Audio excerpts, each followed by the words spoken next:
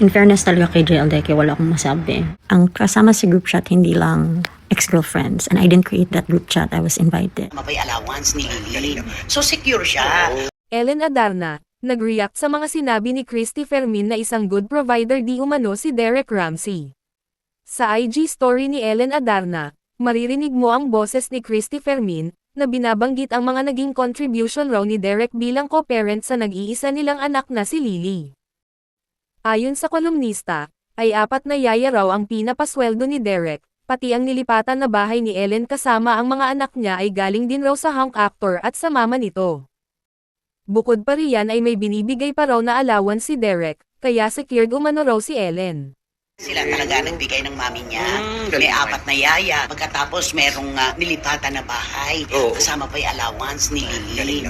So secure siya. Hindi naman nagustuhan ng model actress ang mga naging pahayag ni Christy, kaya sinagot niya ang mga ito. Anya, simula October 2025 ay wala siyang natanggap na sustento mula kay Derek. Binaliwala raw niya sana ito dahil kaya naman niya raw buhayin ang kanyang mga anak.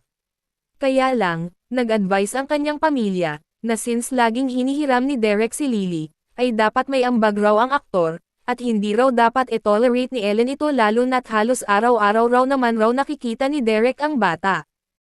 Dahil dito ay binigyan ng ultimatum ni Ellen si Derek, na kapag walang sustento, walang Lily. Well, at the time, October, November, December, I was okay with it because, well, it didn't really bother me because kaya ko naman eh. I can support Liana myself.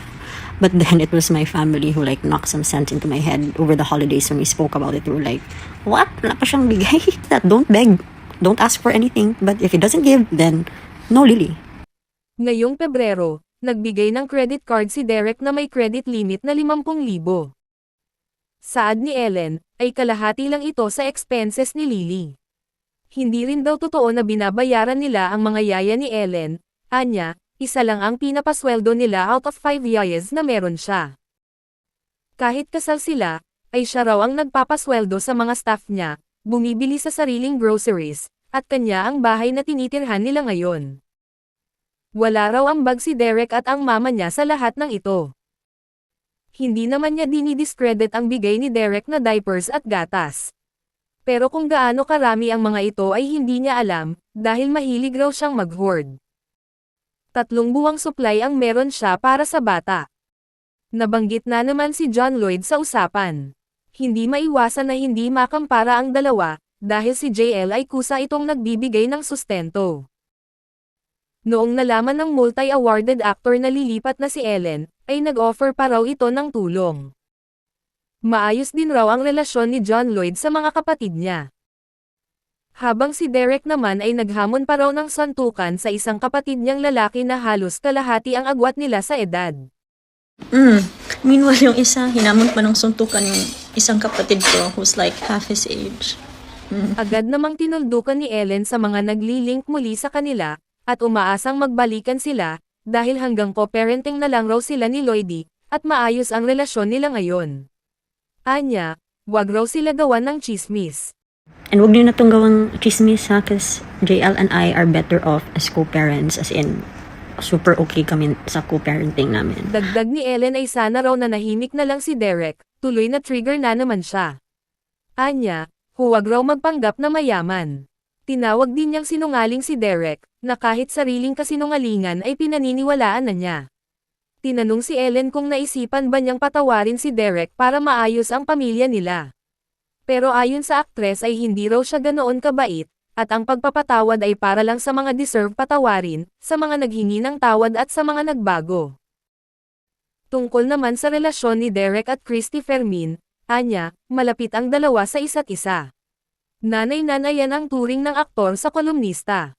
Dagdag pa niya, si Christy ang gumagawa ng smear campaign at dirty work para kay Derek. Diba? Kung quiet na lang unta siya, di ta ma-trigger din di mangangkon, di magpaka-feeling na dato kay siya. Piragaba din ta. Kinlaro din ni Ellen kung bakit maliit lang ang sustento ni Elias. Anya, noong mas bata pa si Elias ay nasa Cebu sila at lahat ay provided na, kaya 10,000 lang ang sinabi niya kay John Lloyd. Pero si JL daw ang nag-insist na doblehin ang sustento. Tungkol naman raw sa groceries nila ni Derek, ay mama ni Derek ang namamahala nito. Pero minsan pag may kulang, siya umano ang pumupuno nito.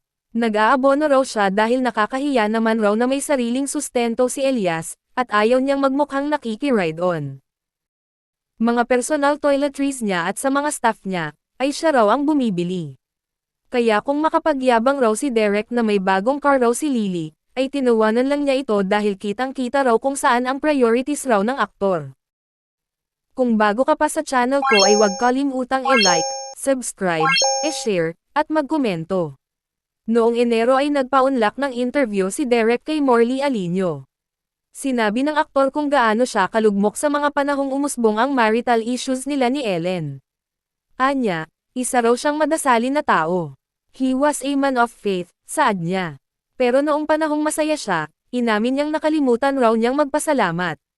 Ngayon, ay nagbalik loob na siya, at kada Thursday ay may grupo sila na pumupunta sa simbahan, kasama ang isang pari, upang magdasal, mag-confession, at anya, 5 to 6 times a day siyang nagdadasal. At alam niya na may masasabi na naman ang mga tao sa kanya tungkol rito. Every Thursday may grupo kami na may kasama kaming father. Pupunta ako sa simbahan, I go to confession, I pray. Siguro mga 5-6 times a day. Yeah, just to pasalamat for everything. Tinanong din si Derek sa interview kung ginawa niya ba ang lahat para ma-save ang marriage nila, anya. Out of respect, ayoko nang magsalita tungkol sa situation na yan. Ayoko nang ma-misunderstood, to be put in a different way. I just want to keep my mouth shut. Hindi mapigilan ng mga fans na makampara sina JL at Derek.